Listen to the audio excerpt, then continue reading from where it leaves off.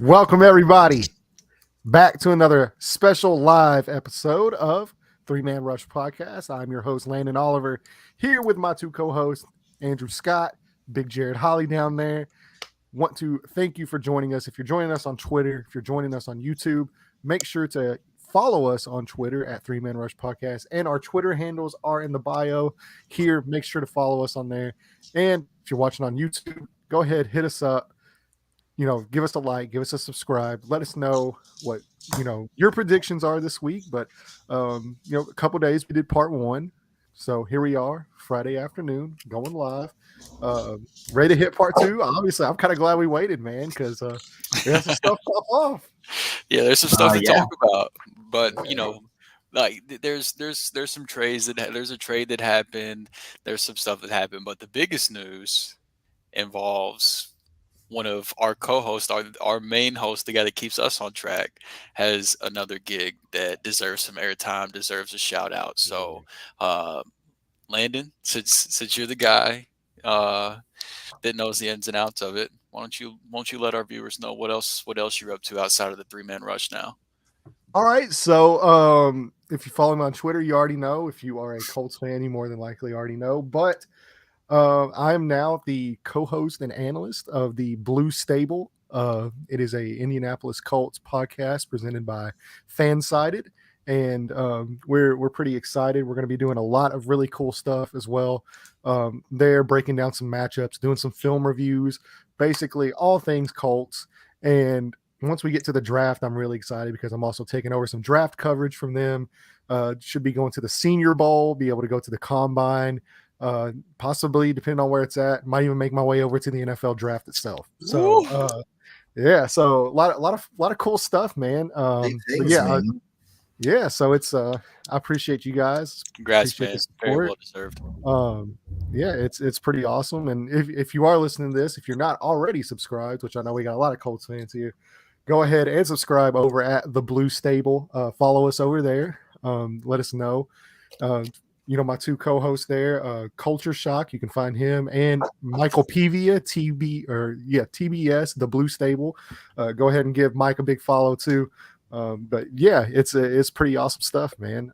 Pretty excited to get to work with those guys and possibly bring Colts Nation some more fantastic content, on top of what we already have. So good deal, man. You got big things going on. I'm sweating Bruce Brown over here in DFS basketball.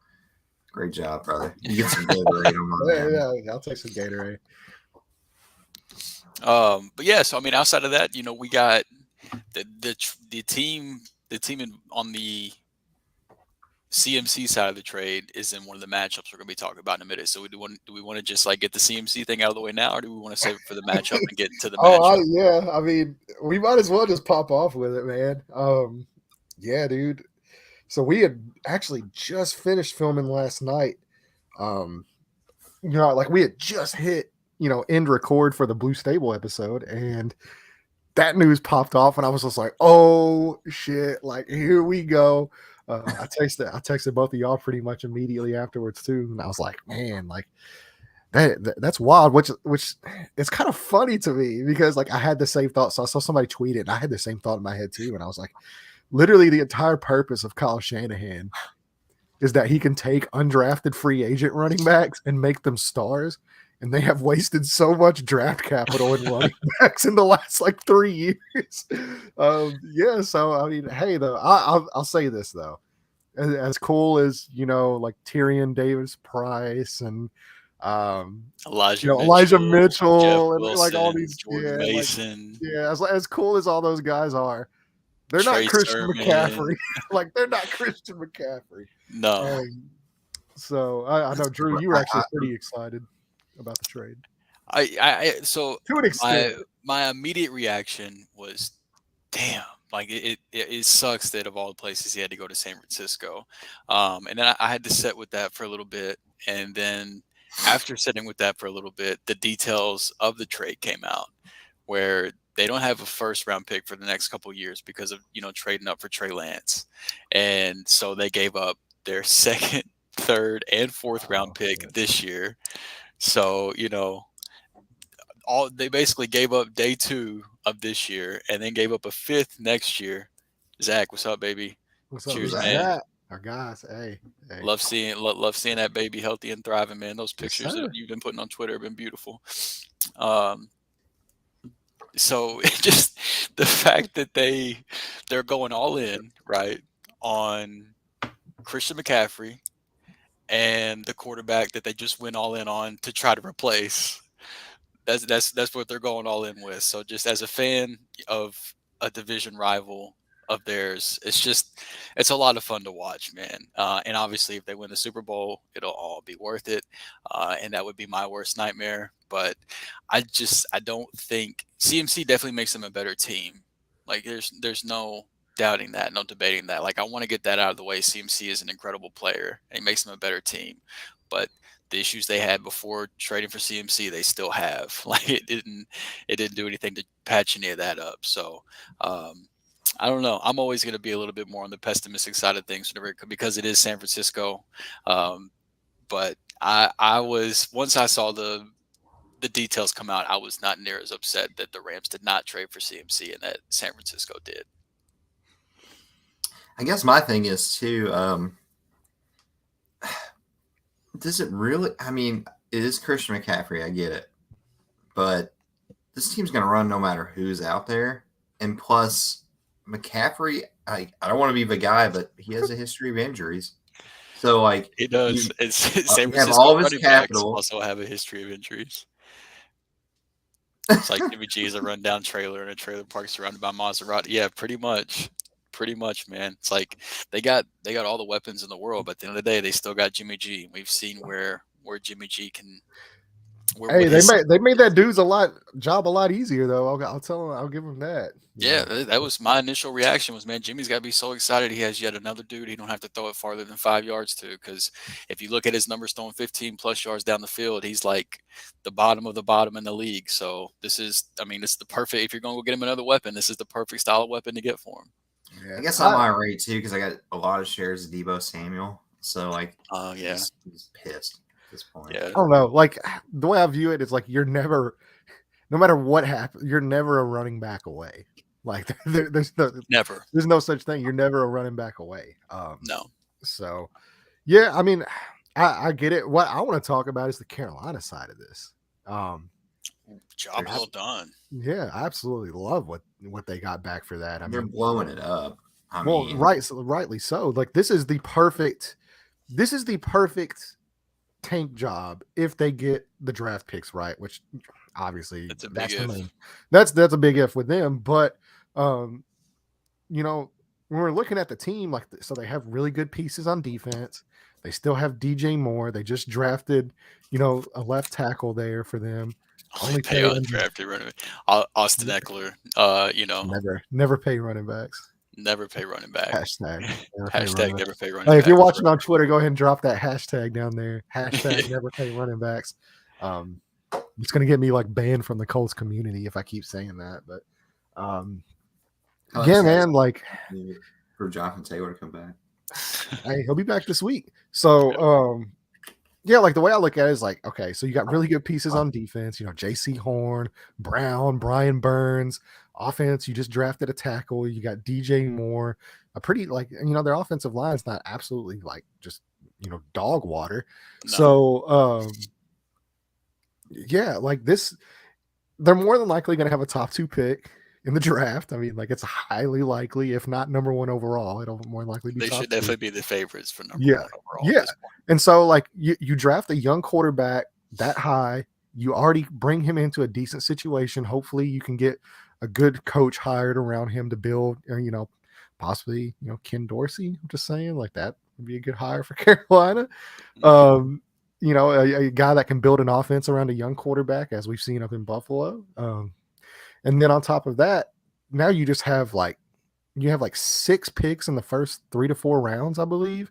To Well, go ahead they and burnt a lot of load. their own. They burnt a lot of their own mid round picks on the quarterback trades recently between Yeah, Darnold and Baker. Like they were really low on, for a team that was projected to be rebuilding. They were oddly low on picks. So to be able to recoup some of that and get these mid round picks from San Francisco for CMC, I mean, like, I know they wanted first round picks. It wasn't going to happen. So this was like best case give him a scenario. first time for a Like, running back. no. So I mean, the fact that they were able to get 3 day 2 picks for this year's draft to go along with that, top 2 pick.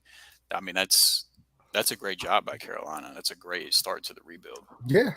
Now, like, the main thing is you got to get the coaching hire correct, and you got to get the quarterback correct. And once That's you it. have once you have those 2 things in place, man, it makes everything else a lot easier. So I'm curious to see how this is going to play out for Carolina. But if I was a Carolina fan, I'd, as much as it sucks to lose Christian McCaffrey, I know like he means a lot to them. He's been there for Yeah. 5.5 years now and stuff. I would probably be really excited, if I was a Carolina fan. Like, this is a new beginning, and this is what you should have been doing the last couple years instead of the Sam Darnold stuff and the Baker Mayfield stuff. Like, you're finally learning your lessons. Baker was going to save that franchise, man. Yeah, I mean, like, yeah, you're learning your lesson. Like, you had to learn it the hard way, and like it's kind of the same lesson I wish the Colts would learn instead of continuing to recycle these quarterbacks every year. But eventually, if you're a franchise, there's 2 places you want to be. And I know it sucks to say, but it's at the top or it's at the bottom. Those are the 2 places you want to be. If you're not competing, it almost does you no good to just be mediocre. So anyway, let's get in now finally to our week 7 picks and predictions. We're gonna run through these. Zach says hopefully Eric Bieniemy gets his chance to go around. Let's see. We'll see. I mean, he's, there's some stuff out there about him that, has kind of held him back some, but I think, he's a good offensive mind. It always helps having Patrick Mahomes and Andy Reid, though. That's always a big help. It doesn't hurt things by any means. Yeah, for sure. Well, with some of the guys that have gotten head coaching jobs the last couple of years, though, like he deserves a shot at this point. Yeah, I mean, like if Adam Gase can be a head coach, like Urban Meyer could be a head coach. Urban Meyer can be a head coach. Yeah, I'm sure Eric Bieniemy could get a shot. He deserves a shot for sure. So I'm sure you guys aren't interested in talking about this first game at all. Yeah, I talked about it all last night, so I'm ready to get back into it, man. This is a matchup that obviously I've not been a huge fan of over the last 4 times they've played. I can't believe I'm even saying that, but yeah, we're talking Colts Titans. So Colts fans, if you're in here, go ahead, post the game score. Let us know what is going on. What does he mean exactly? Talking about the head coach. The head coach thing? Yeah, exactly. Yeah. So Colts fans, if you're in here, go ahead and drop that score. Titans fans, if for whatever reason you still listen to this podcast, I would like to first off say thank you for your continued support through the shit I put you through. The strongest Titans fans out there. Yeah, I put you through a lot of shit. But at the same time, y'all beat the Colts the last 4 times in a row, possibly can make it 5 times in a row on Sunday. So you can hit me right back with it. But yeah, man, let's get into Colts Titans. So just to go ahead, give you guys, if you are interested in the early betting lines, I'm pulling them up right now. We're trying to scroll all the way through here. Oh my gosh, this takes forever. My mouse died, so I've got to use my clicker that I watch film with here, where I draw the little. Yeah, I'm using my film clicker here. So I've got this little bitty scroll here that it takes a while. But yeah, so if you are interested in the betting lines, Titans are at home, but they are only 2.5 point favorites. Minus 149 favorites to win on the money line. Colts plus 115 underdogs with a 42.5 point over under. That's a damn even line, man. Pretty even line there. So like I said, I talked about this matchup all last night. I want to hear somebody else's opinions on it. I'm going to go ahead. These are two, Drew, I know you're a neutral party, so I'll kick it off with you. What are you looking at here? I'm really interested to see how the run defense matches up with Derrick Henry. I know that's been a very big strength of the Colts in the past, and it hasn't been up to the Colts standard in terms of run defense. And, Derrick Henry had a pretty decent game in Indy last time these two teams played. So really interested to see how that matchup plays out. But the big thing I'm really interested in on the Colts side of the ball is I know JT's coming back, and I'm sure he's going to get a decent amount of touches. But with this Titans secondary being in the shape that it is, and Matt Ryan coming off that 60 attempt heater that he had this past week, I'd really like to see them put the ball in his hands and just let him carve up this Titan secondary and do it often, like early on. I would like to see them just like try to come snatch this game from the beginning, and don't let them just hand Henry the rock over and over. Try to put them in catch-up mode instead of you guys being in catch-up mode all the time. Like, I want to see an aggressive gameplay, right, just off the rip. A lot of heavy doses of Michael Pittman, Alec Pierce. Oh, look, we even got Chargers fans chiming in here. Look, here we go. Get the fucking ball to Jelani Woods. Hey, that dude's a beast, bro. Whenever you're down in the red zone, there's no reason that man shouldn't be getting looks. Like, he's too big. I mean, even in and beyond the red zone too. But that's the thing that's crazy though, is they're all big, man. Like, they are. Mo Cox, those are the only tight ends you guys are interested in. Is like, Jelani Woods, tallest guys in the league.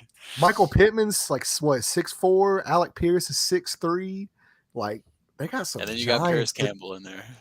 Yeah, which he's still like 6'1". I think he's like 6'1". So I mean, I didn't even know he was that tall. Yeah, like, he's not small by any means. 6 foot, 6'1". I'd have to look just to be sure, but yeah, man. Yeah, outside looking in, that's guys. That's what I'm looking for. Outside looking in, I want to see the Colts run defense, and then I want to see that passing offense come out slinging. I do too. Big Jared, you I'd still a love Colts to see fan? Matt Ryan. You still hanging in with me? Yeah. I'd love to see Matt Ryan go out and throw for 400 yards, but I don't think it's going to happen. I think they're going to go back to the game plan of running the ball, but I think there is a little bit addition in the backfield to Indianapolis. I can see with the performance of their rookie playing well last week that he's going to be more involved, especially with has Hines been cleared to play this week? Yeah, Hines is back too. You talking about Deion Jackson? Yeah, he's not a rookie, but I'm sorry. Undrafted free agent though, which further, I'm pay running back. Yeah. He looked good last week. He looked really good last year, man. He looked good in the preseason. Just give Deion Jackson 25 carries.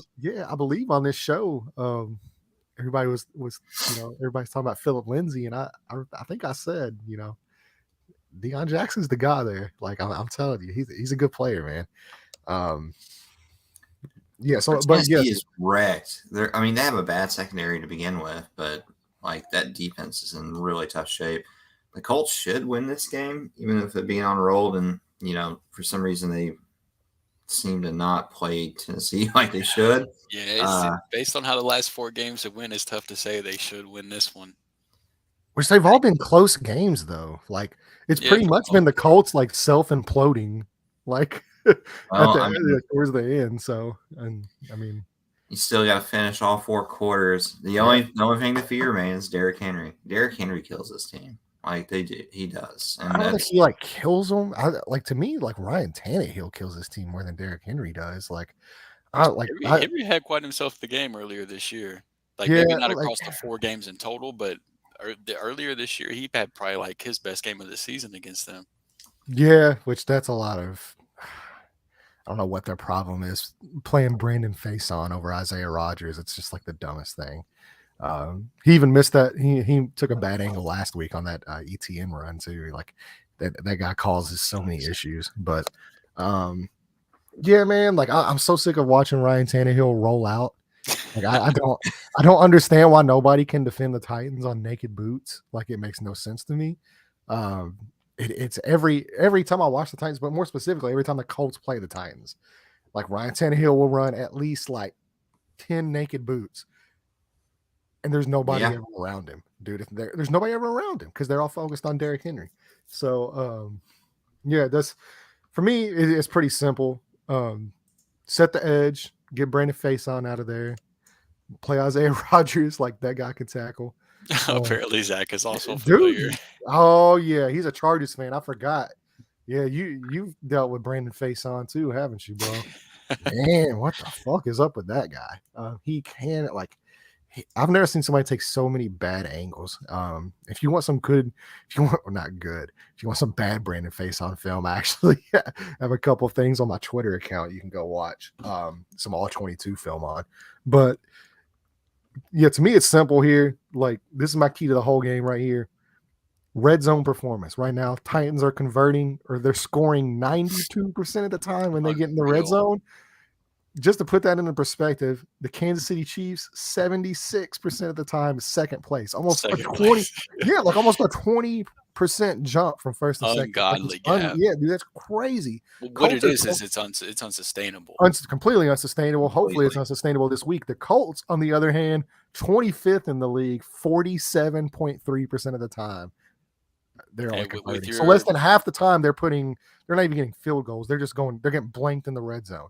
But with your offensive line starting to kind of gel a little bit, like you saw, like as you pointed out, you saw some improvements this past week, and with Jonathan Taylor getting healthy, with the offensive line which the offensive as a whole looking like they're getting to a rhythm, I would expect the same way I expect Tennessee's percentage to come down. I think the Colts percentage starts to climb up a little bit as well. Yeah, it definitely. Well, it took a big step forward last week, so.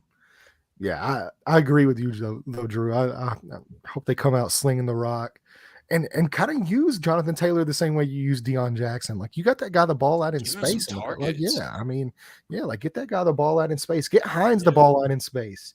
Man, let's get the ground running. Let's go ahead and pick this game, though, boys. We can get on to some of our other matchups. If you watch, like I said, you watched the show last night, you already know where I'm going. One thing I'm never going to do, there's two things I'm never going to do. One of those is pick the Cleveland Browns to win. The other is pick the Indianapolis Colts to lose to the Tennessee Titans. It's just never going to happen. So, Colts going to win. That's where we're going. Look, shout out my boy James. He's a season ticket holder for the Tennessee Titans. I'm pretty sure he's going to be in the building for this one on Sunday. That sucks. But I'm sorry, bro. I'm taking the Colts as well. I'm gonna take the Colts. Oh my God, Jared! I don't feel good about it, but I'm gonna take them. I never feel good about picking the Colts. You never know what team's gonna show up. Big Zach, Colts 32, Titans 28. That's right. Oh, I like it. Dropping the scores too. I like that. I had 28-14 yesterday was my score. Oh, you feeling good? I am. I'm feeling good, man. Nate Davis is out. Elijah Molden's still out. Nate Davis is a big loss for that offensive line. Like for that Titans line, like that's a huge loss for them. So, yeah, man. As long as Frank doesn't Frank. Which Frank can always Frank. Frank can always Frank, man. We can get real cute. We can, but he seems to be like kind of letting things loose now. And as we know, with teams with new quarterbacks, new schemes, all that, it does take a little bit of time. So it seems like last week everything's kind of coming together. I mean, this should be like, rinse on, rinse off for the Colts at this point. Like that's like saying Coach Cal is it's like saying Coach Cal one and done has to worry about freshmen. Like shit, we do this every year at this point. One and done over in Indy. Oh man, we really got to talk about this next game. Yeah, unfortunately we do. Gosh. All right, so let's get into our next game. Well, it's going to be a quick one though. We're not going to spend too many time on here, just because nobody wants to talk about these guys. Houston Texans versus the Las Vegas Raiders.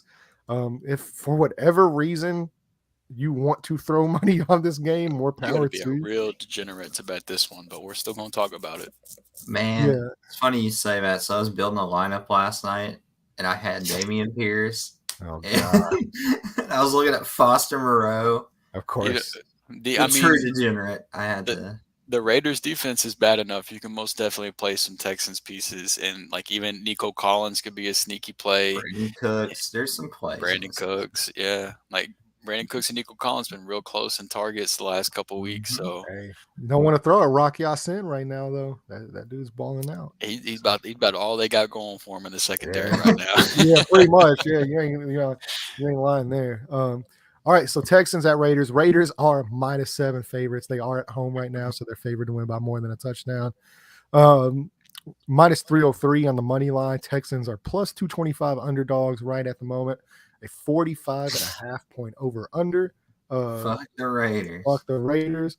Texans by 90, spoken like a true Los Angeles Chargers fan. I'm totally playing Damian Pierce if they win by 90 points. Yeah, this is two defenses that aren't fun. Two offenses. Two teams that aren't fun, man. No, I mean this is two teams vying for the, one of the top picks in the draft right now. Like I don't think Vegas is. I don't think Vegas is as bad as their record shows, but they're also not a good team though. They've had a tough schedule, man. They have had a tough schedule, but I also believe that, like, not to say that like they should be a playoff team and they've just had it rough. Like they're not a good team. I just don't think they're like bottom 3 in the league bad, but their record says otherwise. But playing Houston at home here, I do think this is a game where finally some things could possibly go their way. It sounds like Vegas is going to be without Darren Waller, but Derek Carr still has Devontae Adams to throw to. So O-line is dog water in Vegas right now. The O-line is super bad, but luckily Devontae can get off quick, and Derek Carr will tunnel vision him to like probably 17, 18 targets this weekend. And I don't think the Texans defense is tough enough to do anything about it. It's not the worst group in the league, but certainly not the best either. But yeah, this one's not a whole lot of fun. I'll just say I expect the Raiders to win whenever that happens. If that comes to fruition, for you fantasy guys out there, Josh Jacobs, his numbers in positive game scripts and in Raiders wins, he usually puts up a pretty nice stat line. And the Texans' run defense is not very tough, so this could be another good Josh Jacobs week. Hey, shout out though! I want to shout out my boy. Shout out my boy Derek Stingley Jr. though, one of 2 cornerbacks in the draft that have not allowed a single touchdown though. I know Zach said my boy Stingley in for a long day. I don't know, bro. He hasn't given up any touchdowns this year. One of only 2 rookie cornerbacks. Yeah, I don't think you've seen a Devontae Adams this year either, though. Because there ain't too many of them in the league. But he regardless though, he is playing well, especially for being all these. Man, there's so many. All these corners are fucking playing good, bro. I love it. Stingley, Woolen, and especially with how high we were on a lot of them, man. Like it makes us look like we're not idiots. So right, yeah, they're making us look really smart right now. Yeah, I'm excited about that. Yeah, let's go ahead and pick this game though. I'm actually going to take the Las Vegas. Yeah, I'm going to take the Raiders. Yeah, AFC South. Yeah, AFC South AFC South beats the shit out of the AFC West though for whatever dumb reason, bro. It makes no sense. I'm gonna take the Raiders too, though. We'll clean sweep it.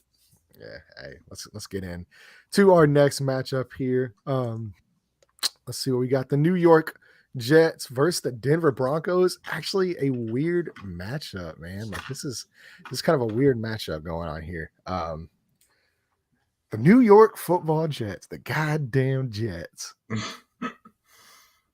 What was that, Drew? Oh, nothing. Sorry, man. Oh, okay. No, yeah. So we got the goddamn Jets and the Broncos. Russell Wilson. Hey, I'll just let you know though. I posted it on Twitter. It got like no likes, which is like kind of that's normal. But I had the Danger Witch yesterday. Oh, did you really? I did. So I didn't see that. Yeah, so what's funny is it's actually off the menu. They took it off the menu because it was catching so much heat. So you can't. But I got online and I looked at what was on the sandwich, so I had them build it from scratch. What was the spicy part? I don't know. It wasn't spicy. It had banana peppers on it. Oh But it's hell like, no! I yeah, know like it's he not. ain't calling banana pepper spicy. Dude, it's Russell, bro. He's like the most bland dude ever. Like, you know how bland you got to be to call banana pepper spicy, bro. I eat those out of the jar.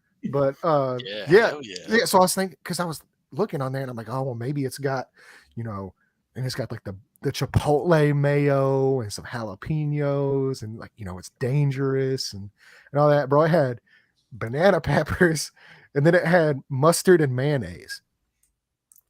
That was that was the condiment. That was look. Drew's done. Like he's just like he took it off. He's like I can't do this anymore. Um, yo, that's good, man. Our boy Zach chimed in. He said, "Mr. Super Limited."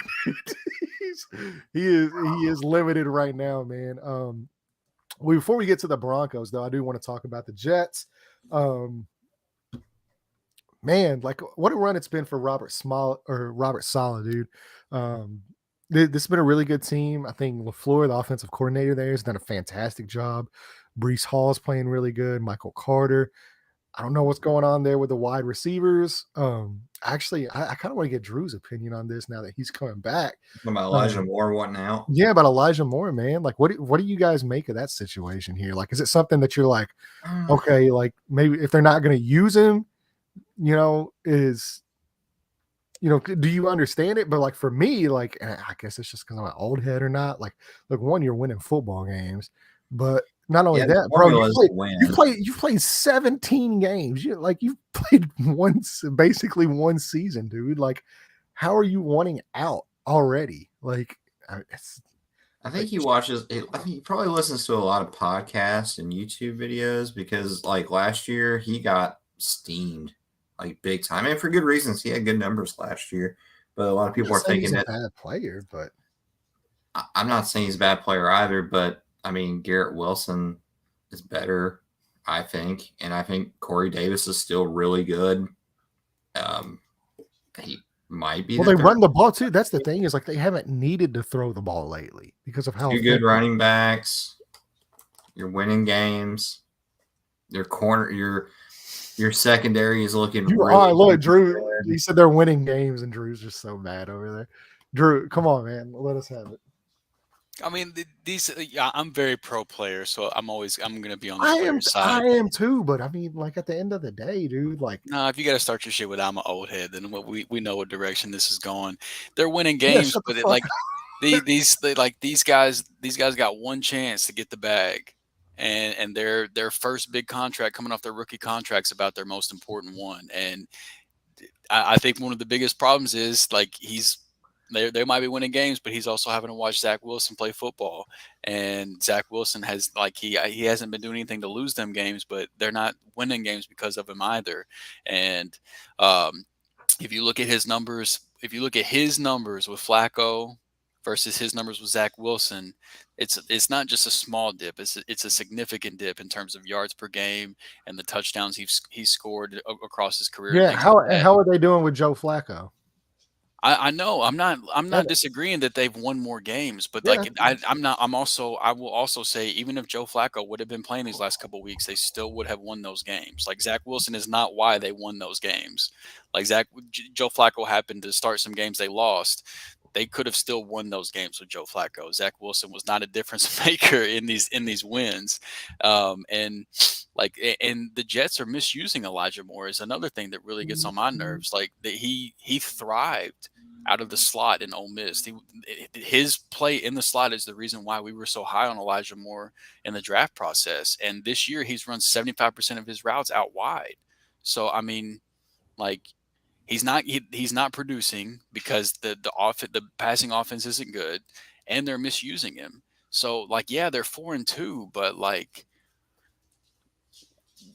is that a situation whenever this is your one shot at an NFL career? You want to be like, well, I mean, they're misusing me and I'm not getting targeted. Like they script me some place at the beginning of the game, and then I'm basically a ghost for the rest of the. Well, see, I don't think that's true at all, though. Like that's the thing is like that's my whole he's problem. He's fifth on his own team in targets, dude. He's like 3 targets away from being second. Like it's not like it's like there's this huge gap. There shouldn't be a gap. Whenever you talk like Garrett Wilson.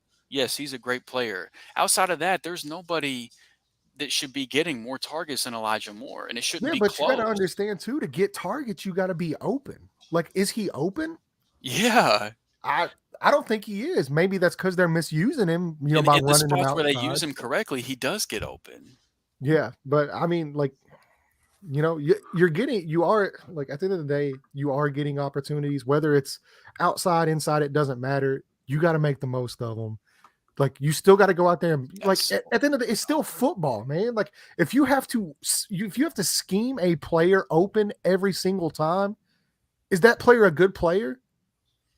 They don't have to do it every single time. He produced on his own just fine last year. I'm just saying, if it's so obvious what he's good at. Yeah, but if we talk about fitting your scheme to the player, not fitting your player to the scheme with quarterbacks and shit all the time. Why is wide receiver any different? If a guy ate up in the slot his entire collegiate career, and then 3/4 of the time you're throwing him out wide, why is the player the villain at that point? Why are you not putting him in the slot? Well, I'm not disagreeing that he should be in the slot, but I still think, like, at the end of the day, like, whenever you just, like, fully just break it down, I mean, when it comes to the wide receiver position, you can put guys in the slot, you can put guys out wide. You still got to beat your man. Like, at the end of the day, you have to beat, whether you're out wide, whether you're in the slot, whether you're at halfback, whether you're at tight end, like, I don't care where you are. The base level stuff is beat your man, no matter where you're lined up. So I love Elijah Moore on my LA team, Zach. I don't know about you. Yeah, and then we'll see. But you gotta beat your man, and he's not doing that. And if you have to line him up, I mean, whenever your quarterback isn't throwing for more than 150 passing yards, there's not a whole lot of opportunity to go around in the first place. Well, yeah, no, I agree on that, but and I don't know. At the end of the day, bottom of the league pretty much across the board. And like, whenever you look at on target percentage and things like that, and especially how he performs against the blitz, like, I don't blame him one bit. Do whatever you need to do to put yourself in the best position to succeed for the one shot you have at a career. To hell with all that. They're winning games and they're 4-2. No, I don't care, man. Yeah. Wow.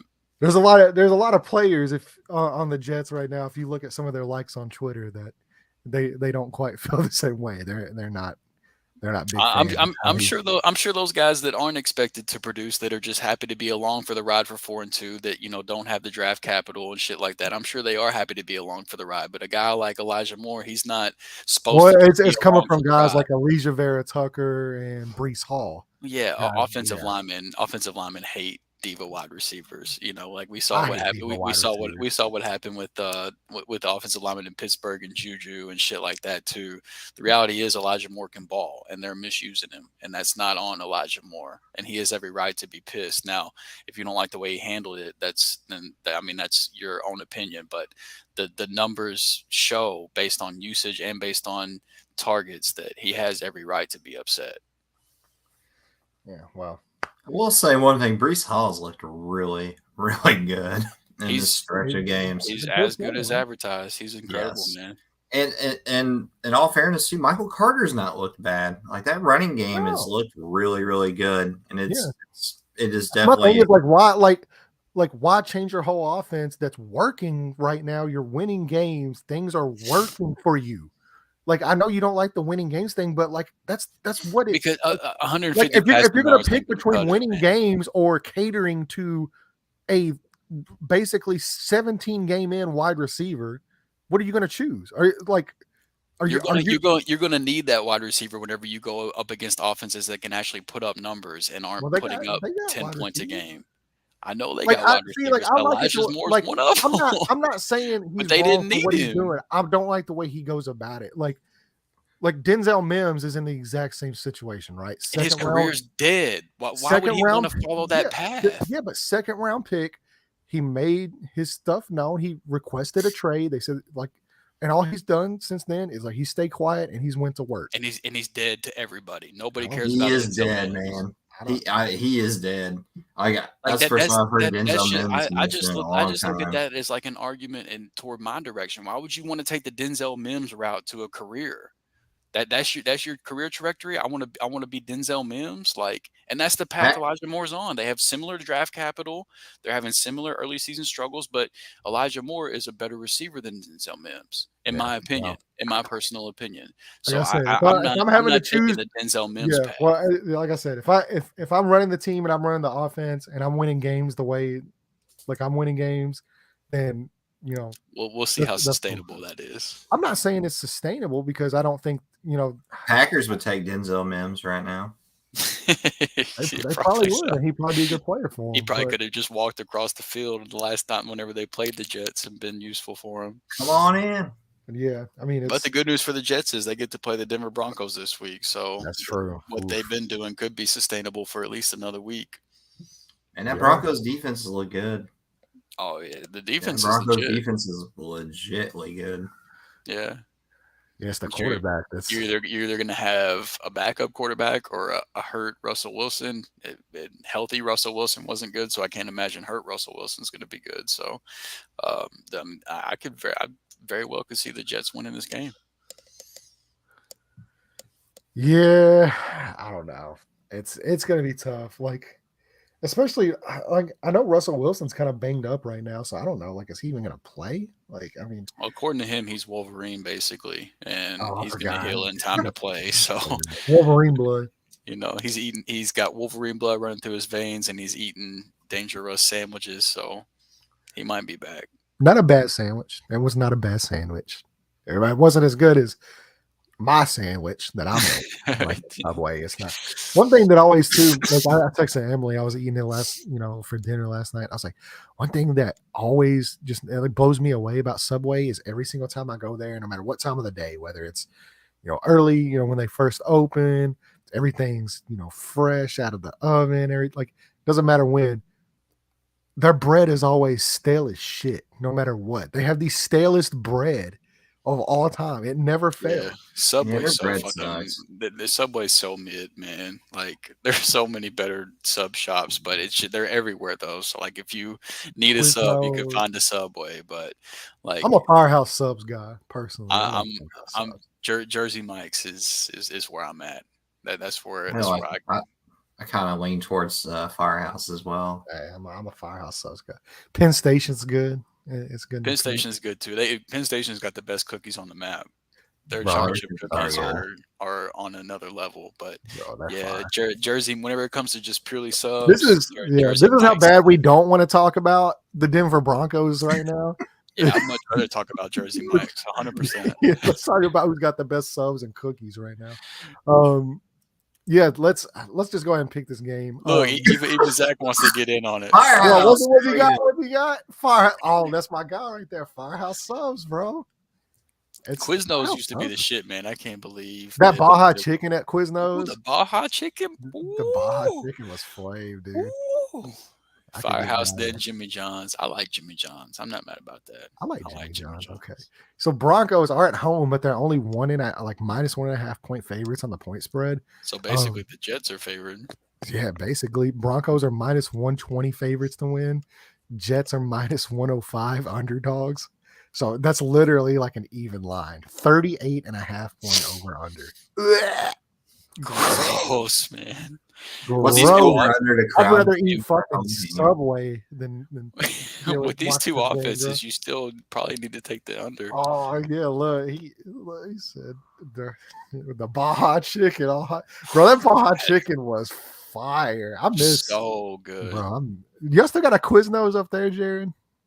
Yes. So we're by the exit. Yeah, the interstate. Man, I can't believe they took ours away and replaced it with that tropical. The one in Lono. Bullshit. No, the one right there by Casa Mexicana in Paducah. Oh man, don't badmouth the tropical smoothie though. They took away my Quiznos, man. Fuck them. Yeah, I can't say I've never had this. I might have had that butter banana place once. Yeah, I need a strawberry banana shake or a smoothie, I guess, for this cough. I'd rather have the Baja chicken, man. Facts, bro. Jesus. All right, so yeah, let's go ahead and pick this game, bro. I'm gonna kick it off. I'm gonna go with the goddamn Jets. Jets, just Jets. Oh, Jared.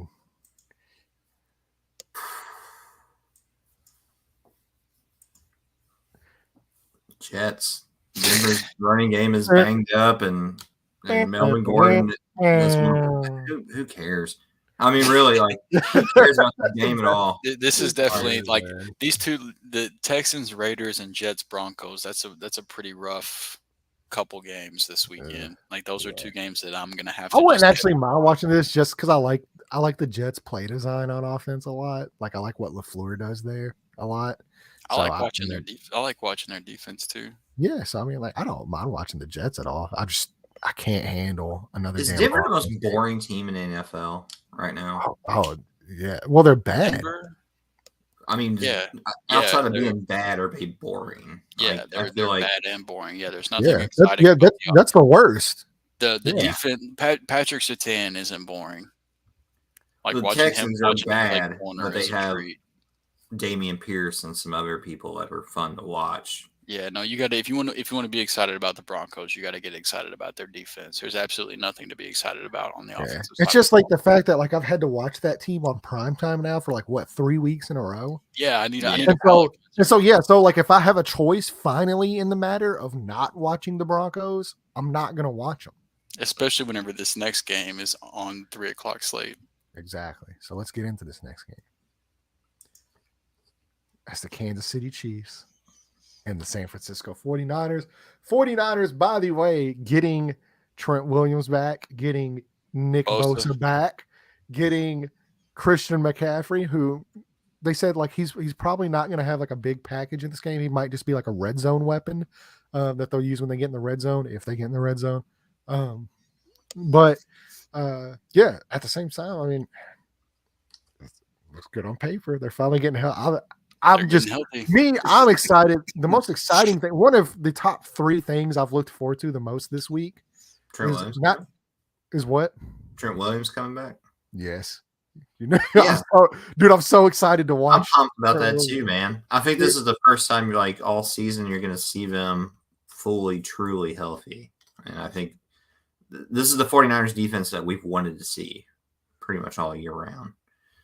And yeah, I'm curious. Yeah, McCaffrey's gonna be cool seeing him in New Jersey, but I don't think they do a whole lot in McCaffrey week 1. Probably not this week. No, on a short or his first week.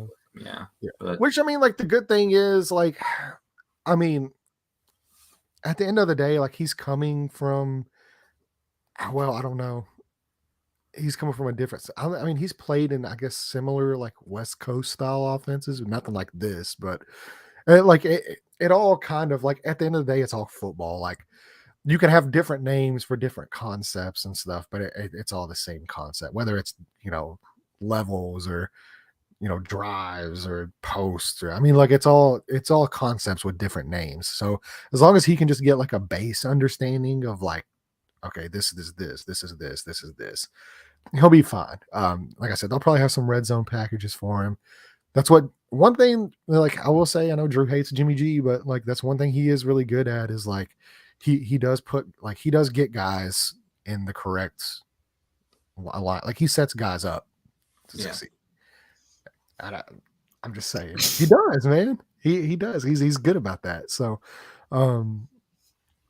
as long as succeeding doesn't involve running like further than 10 yards downfield, so in the red zone, he doesn't have a lot of yardage to work. Taking a lot more chances too this year, which I think is kind of cool. Like he's a little bit more of a risk taker. Maybe. I mean, if they were paying off, it'd be pretty cool.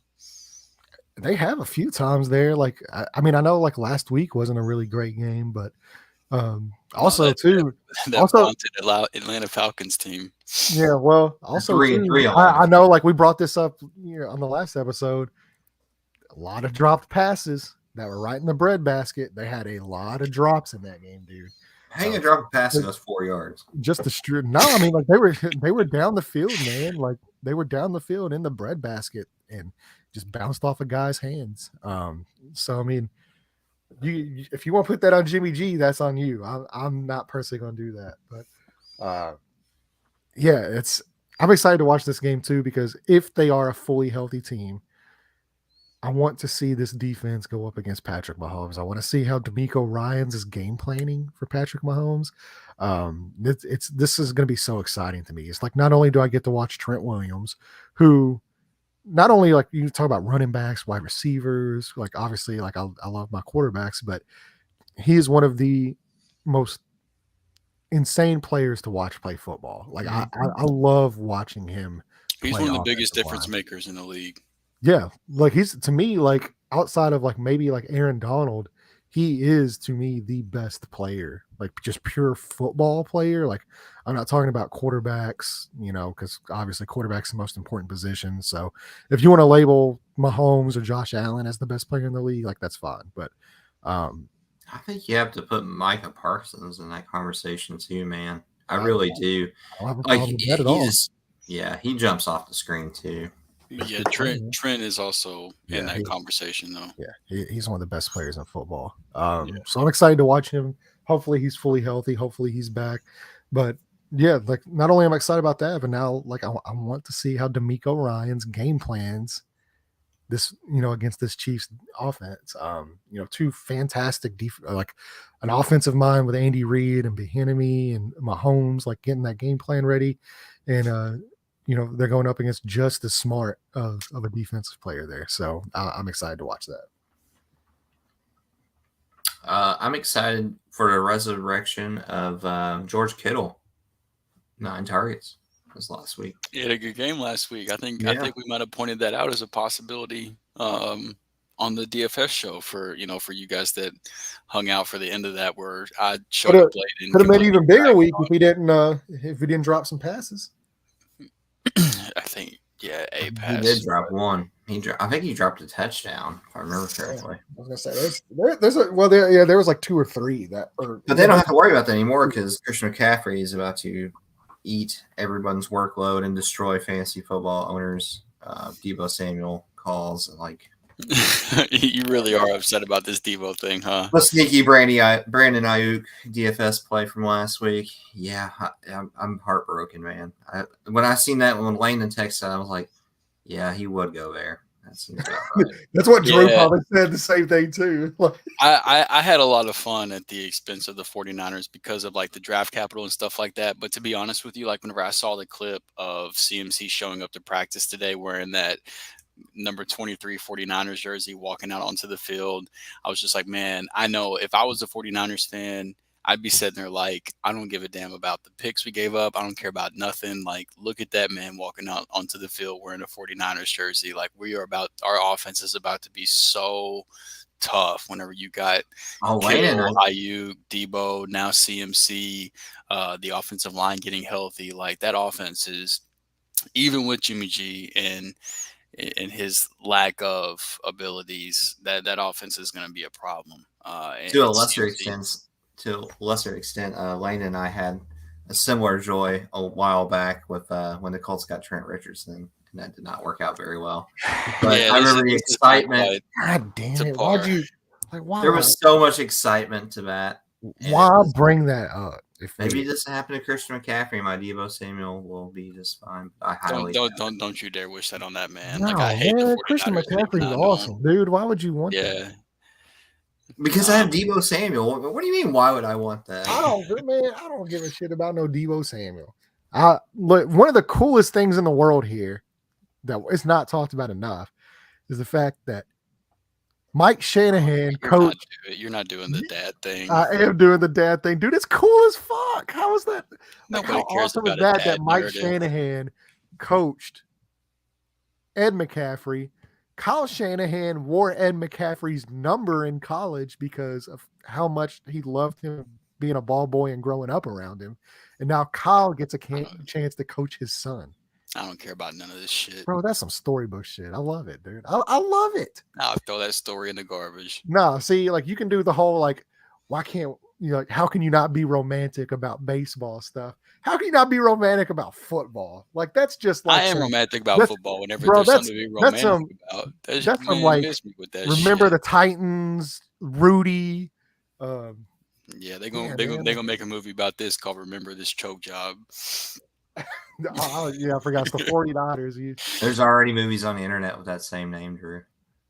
Yeah, but the Niners put on a clinic on how to do that. So I'm sure Jimmy G's already got that Chiefs Super Bowl, the Rams NFC Championship game last year. Yeah, man, they even got the Antonio Brown documentary like that came out a few years back. The Marco Polo one where he's like playing in the pool. No, it's the okay. It was radio, I think is what they called it.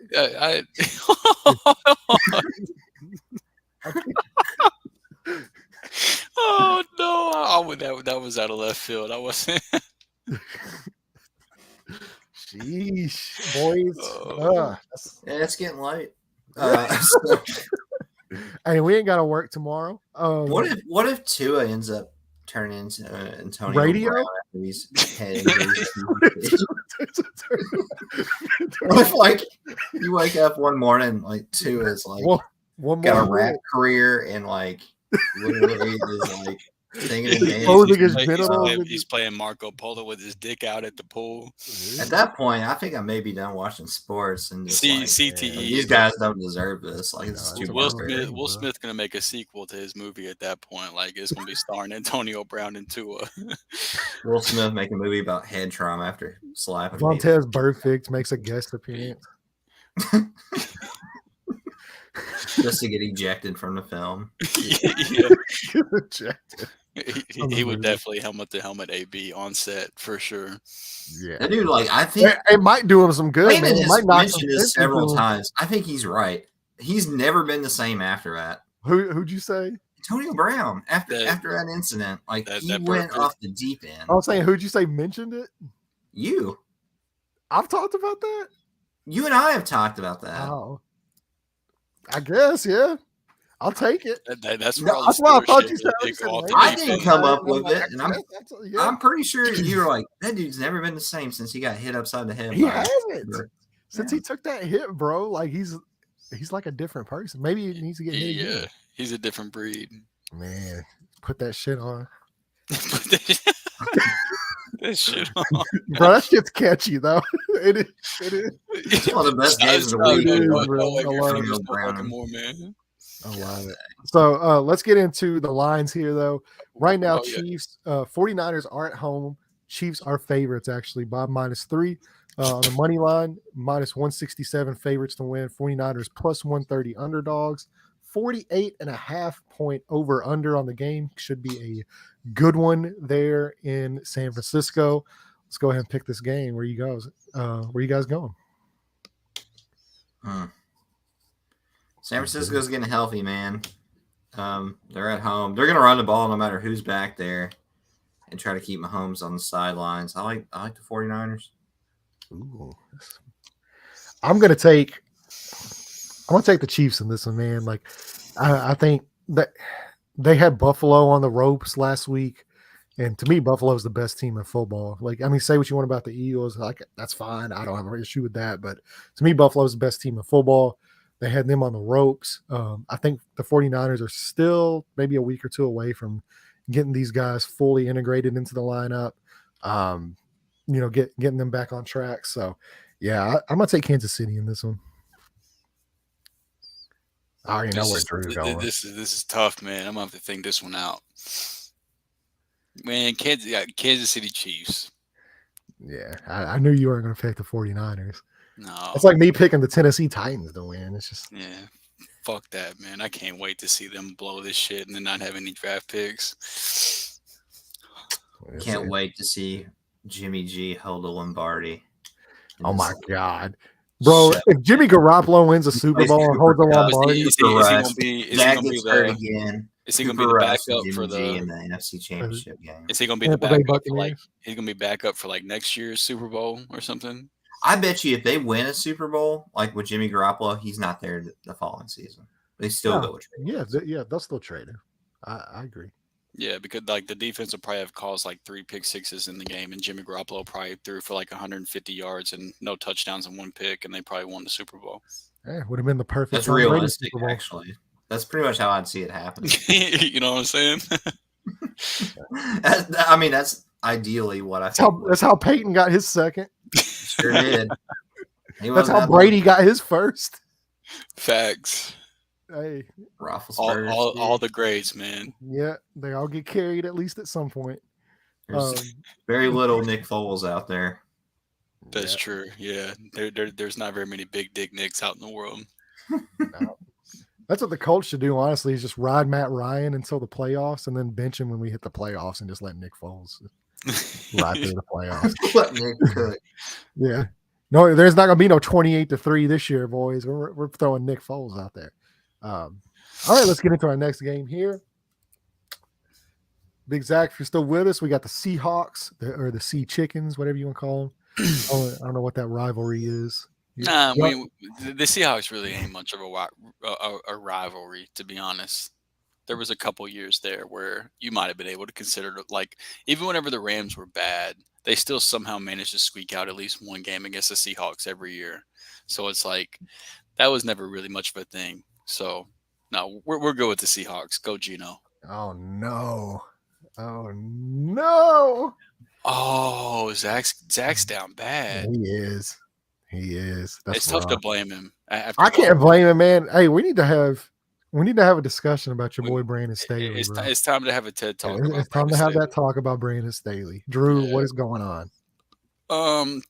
So I don't think it's all on Staley necessarily, but he is the head coach. So no, Joe Lombardi shares a lot of blame in this. Believe me, he does. Brandon Staley, we know he comes from the defensive side of the ball. So whenever that typically tends to happen for a head coach, you have a little bit of hesitancy to decide how much blame the head coach should get whenever the offense struggles. Whenever your guy's a defensive head coach, but at the end of the day, you're the head coach. But the lack of throwing the ball downfield for the Los Angeles Chargers is mind-boggling to me. And I get that the offensive line has taken some hits for Los Angeles, as they do pretty much every year, because they just cannot stay healthy. And like every year, you think eventually luck has to kind of break toward their way in terms of injuries, but every year Chargers players just continue to get knocked out for the year. I've never seen anything like it, dude. It's insane. It really is. It's unreal. But I mean, you've got one of the most talented arms in the league. You've got guys that can get downfield in terms of Mike Williams and Josh Palmer and things like that. And I know they don't have their typical short, their short guy in terms of Keenan Allen. Like, the Chargers have their bye week after this week. So it's like they even asked Keenan about it, and he was like, yeah, I mean, it's definitely in the consideration to just sit out this week, because that means I get another week off with the bye week and then come back to full strength. So like there's a decent chance they're without Keenan Allen again. Yeah, no, and that's true. I don't think it's all Herbert's fault necessarily either. No, a lot of their play designs, man, like they do both LA teams. Both LA teams are dealing with the same kind of issues right now in terms of like they don't have the time, and they don't have the personnel to beat people downfield. They don't have the guys to stretch the field, and then the offensive line doesn't even allow the time for the stretching the field to happen in the first place. Because like Mike Williams can still beat guys downfield if you give him time, but Herbert hasn't really had that time. And then you don't have Keenan Allen out there who's your sure hands. Gerald Everett been playing pretty well in my opinion in the games I've watched, but exactly. It's tough right now. This is my problem. And this is the point that I was going to make, was even with all that, like they have so many, like especially on like third down, man, like they have so many plays designed that run short of the sticks, checkdowns, man. Like I don't understand, like, because you run Austin Eckler up the gut, which he's a great running back. Like I get that, but he's a smaller guy, so you run him up the gut. You're getting into constant third and long situations, and then you have your routes. Like, you've got 8 yards to go. Why are you running 5-yard routes? Why are you running stick routes? Why are you running? Ooh, that's tough. Yeah, why are you running 5-yard outs? Why are you running? Like, I don't know. It's frustrating to watch, and then you wonder why Justin Herbert has in his mind, like, okay, we're taking this. That internal clock. Yeah, well, it's the internal clock, but not only that, but like this is the offense he's been in now. What is this? Like his second year in this offense now? Yeah, this is your second year. So this is the offense he's been in. So he's used to like, okay, like this is where we go. This is where we go. This is where we go. and it's all routes that are short. So he has that programmed internally because of the way he's learned this offense. And whenever you do that to a young player, you know, it's tough. And he does share some blame. It is on him. Chargers are 3-0 since my son was born. That's true. They are winning games, bro. So maybe that's the good luck charm right there. The defense have played better too. Yeah, Khalil Mack's been playing really good ball, man. They finally they benched J.C. Jackson. Bill Belichick got away with another one. It's like the Breaking Bad thing where it's Jesse and he's like, "I keep getting away with this, bro." Every time a New England cornerback hits the free agent market, y'all got to learn your lesson eventually, man. Like I've learned my lesson with this, bro. Quit signing these dudes the huge deals because it's not the same. Like this dude has a rookie 5th round cornerback right now playing like an all pro. He's the new J.C. Jackson all over again. Yeah, it's just constant. The only one that has had success away from them is probably Stephon Gilmore because he had success in Buffalo before New England, in Carolina too. Yeah, and then obviously Indy most recently. Yeah, he's having success in Indy. So, but outside of that, man, like I gotta quit signing these Patriots DBs. It really is unreal. Or if you are, like, give them like a 1-year prove it deal to be like, okay, like how do you look not in Bill's defense? Yeah, you can't give them big money. I'll give them credit, man. You know how it takes a lot of balls to bench a player that you signed to that big of a contract. Yeah, like it takes a lot of balls as a coach to do that, and it seems like it kind of motivated J.C. Jackson too. I think so too. A lot of the reason he's not playing good is because of the defense they're placing him in. They're running a ton of zone coverage right now, and I don't understand. Like, we go back to this.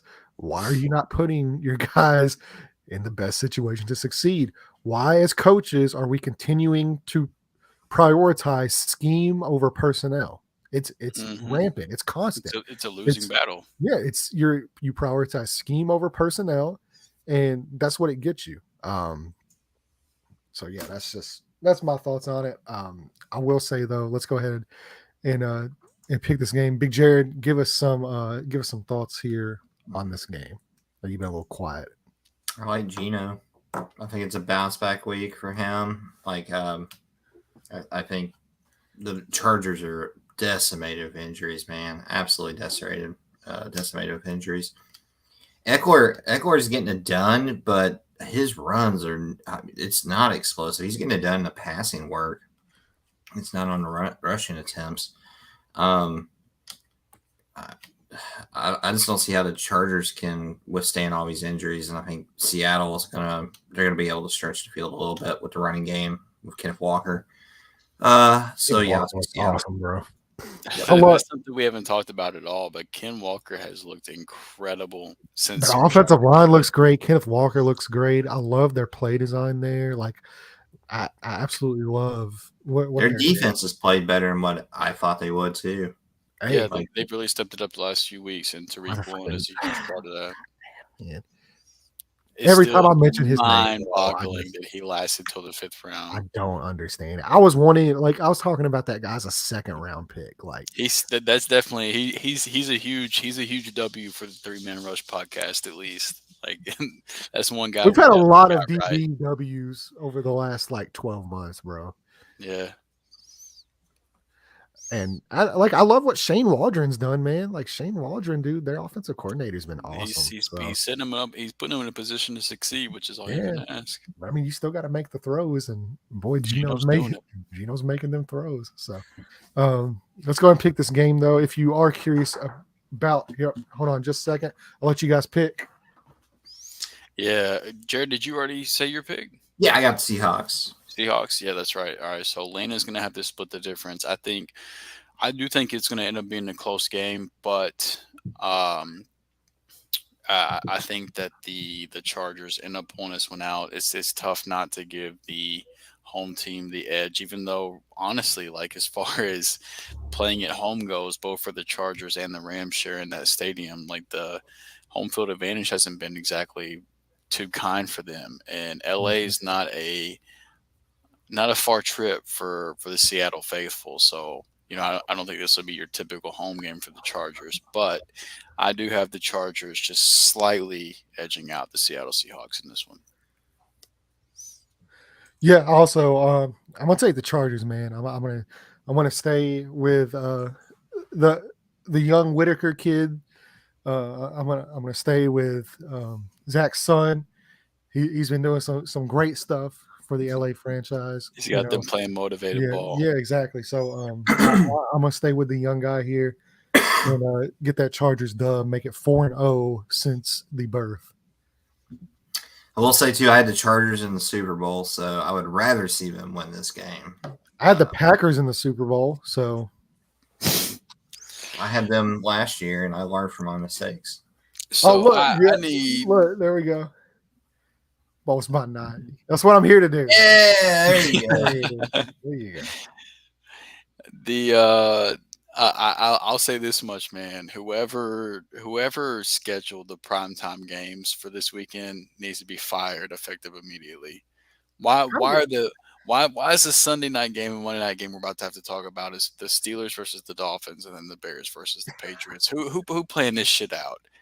Like, am I a joke to you? This has got to be the same guy that's had the Broncos in prime time for he's 100% the guy that called the Broncos games this year. Like, was like decided what Broncos games. Why are we waiting so long in the season now before we start flexing these games? Can we start flexing some of these damn games? Yeah, that shit needs to be like by week 3 you should be able to start flexing games. Yeah, nobody wants to watch the Broncos. I don't want to watch either of these two teams either. So let's go ahead and get to this Sunday night football matchup. The Pittsburgh Steelers and the Miami Dolphins. I don't know. Like, Tua's back. Yeah. Tua's back. I mean, at least Tua's back. So, I mean, it's not like the worst thing in the world. It is better than if Tua wasn't Steelers back. Better. A huge win, Kenny Pickett also. He's going to play. He's going to play as well. So we might actually get healthy. That doesn't mean either of these teams. I'll say this, at least with Miami, they're exciting because you get Tyreek Hill and Jalen Waddell, which are two guys that every time they touch the ball. Is Waddle healthy? Well, I mean, no, but he should. I think he's going to play in this game if I'm not mistaken. You might have to look it up, but I'm gonna check that out real quick while we're talking. Yeah. And with the Steelers, man, like it's kind of the opposite. Like it's so like you want to talk about a team that's not good, that's boring. It's the Pittsburgh Steelers. They're so boring. Now I will watch Kenny Pickett just because obviously I like to evaluate young quarterbacks, see how they're doing in the league, see how they're getting used properly or not properly, and stuff like that. So I'll definitely keep an eye on this game. But yeah, it's tough to watch the Steelers play football right now, and just particularly too, like I'm not a huge Steelers guy just because there's so many damn Steelers fans around here, like for absolutely no reason at all. No reason. Yeah, like I don't understand it. We're not close to Pittsburgh, like not even a little bit. Yeah, like shout out to my brother-in-law. He's a big Steelers fan, and my father. At least like they actually go to Pittsburgh to watch games. Like it's not like they're just like stuck in Paducah, Kentucky, watching the Steelers, go Steelers, like waving those towels. Like at least he actually goes out to he goes to Pittsburgh. So yeah, like that's cool. But yeah, I'm not a big Steelers guy. I don't like the Steelers or the Cowboys. Like I don't like either one of those teams. A lot of bandwagon fans around those parts. But, 2 very easy franchises to root against. Yeah, but look, I'm not going to gatekeep fandoms. Like who you want to like. I don't have a problem with it, but yeah, just don't expect me to not make fun of you. But Jared, you a little quiet down there. What are we thinking about the Steelers and Dolphins? I just think Kenny Pickett's not that good, man. And I know, like, it's been a small sample. Like 3 games. I know. I just don't think he's going to be that good. Like, I have a bad vibe. Is it because he has small hands? I think the small hands, and he has, like... Chase Claypool looked pretty good last week. He looked did. good. Yeah, he's probably gonna be a Packer here soon. That's what it sounded like. Are they going to stretch for Chase Claypool? I don't believe it.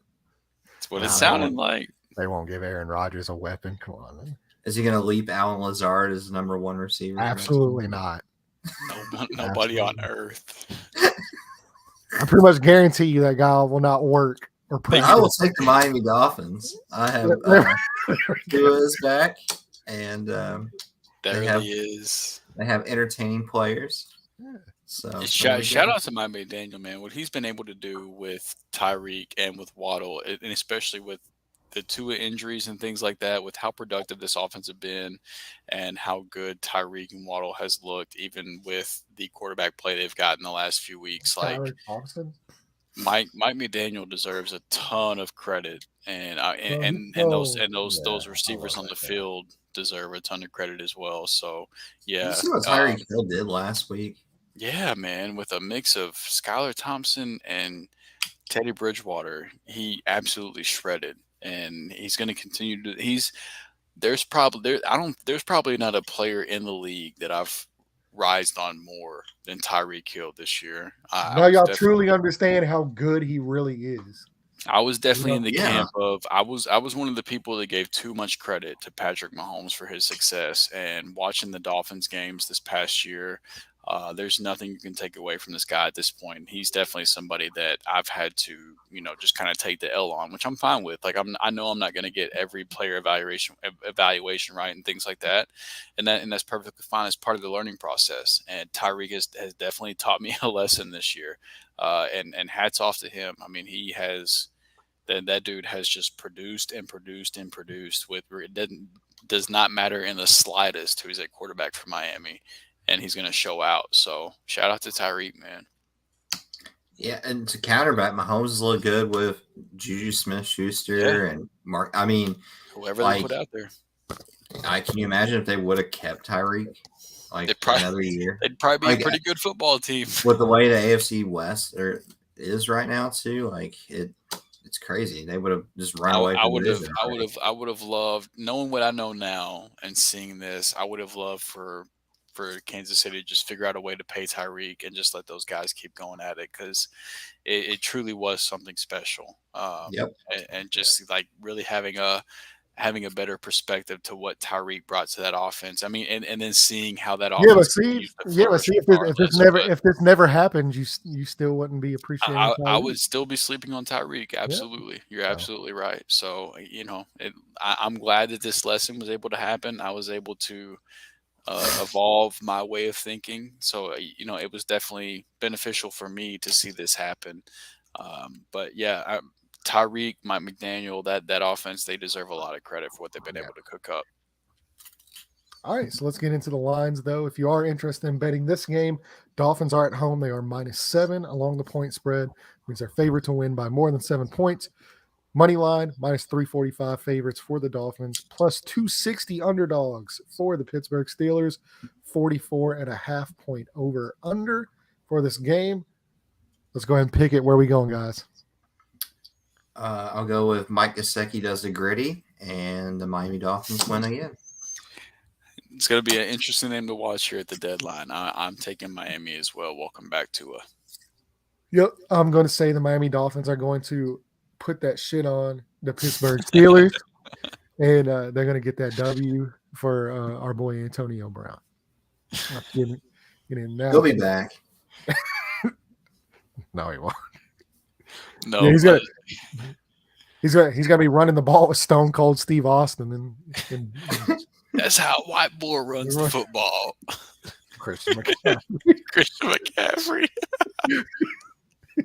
I saw that. He's saying the Deebo Samuel. I died live. Somebody tweeted out and said that Christian McCaffrey, after his first touchdown, he looks at Deebo Samuel. That's how white boy runs the football.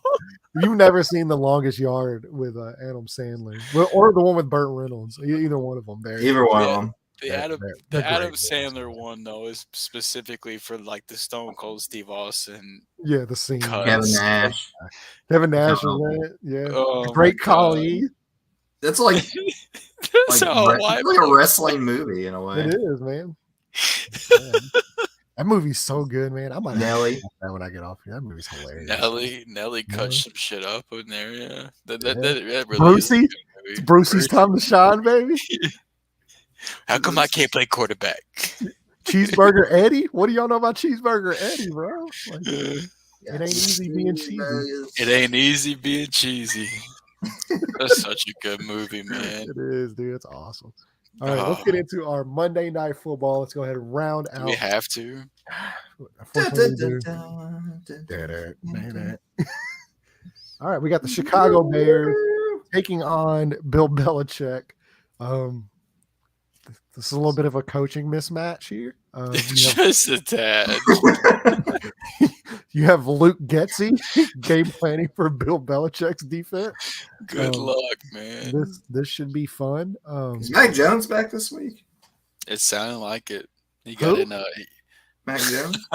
Just Mac Jones. I was wondering if anybody caught that. Yeah, Mac's probably gonna play this week.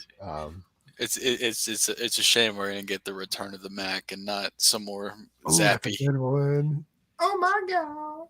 They better play Zappy. Of the Mac. It is. I would love to see Zappy continue though. Like he's been balling the last couple weeks. That's right. I was really hoping for more Zappy. If you are a fan of the podcast, if you go back to our draft episodes, Landon was a very big Zappy guy. Some guys are pretty high on Bailey Zappi. This is true. So I'm a big fan. Actually, I believe Jared. I know you don't like Kenny Pickett. I said, wow, that was my hot take. It was. He's going to play longer than Kenny Pickett will. It was. He's on his way. He's on his way to do so. Kenny Pickett and we pumping gas at the Shell down the road. More years playing with that team. He's gonna have the gloves on and everything. Don't I know you from somewhere?